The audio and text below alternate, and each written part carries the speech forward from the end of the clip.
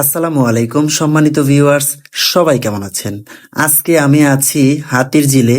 তো অনেক দিনই ভাবলাম যে ঘোরাঘুরি হয় না, এবার একটু ঘুরে আসা যাক।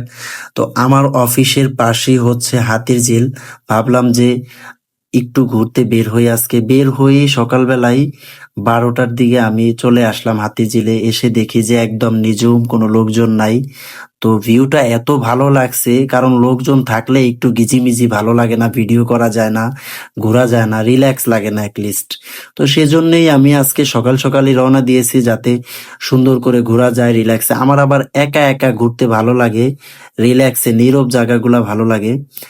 তো এখানে আসলাম, দেখলাম যে মোটামুটি নীরব আছে, ভালোই একটা ঠান্ডা বাতাস আছে, সকাল সকাল কোনো মানুষজন নাই।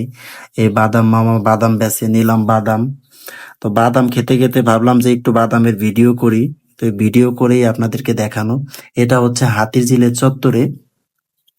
তারপর হাঁটতে হাঁটতে ক্লান্ত হয়ে গেছে, একদম শেষের দিকে চলে আসছি, ভাবি যে এখানে একটু বসি, এখানেও একটা ভিডিও নিলাম। এরপর দেখি যে এইদিকে হাঁটতে হাঁটতে একটা লোক একটা মেয়েকে পড়াইতেছে, সম্ভবত তার গার্লফ্রেন্ড হবে। সে ক্লাস করাইতেছে পার্কে এসে। তারপরে গলা শুকিয়ে গেল, ভাবলাম যে এবার একটু গ্যান্ডারির রস খাওয়া যাক।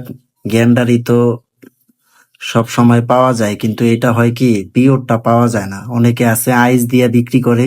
তো পিওরটা পেয়ে আর না করতে পারলাম না, নিয়ে ফেললাম। দুইজনে 2 গ্লাস খাইলাম, আমার সাথে আমার কলিগ ছিল। তো সকলে ভালো থাকবেন, আসসালামু আলাইকুম।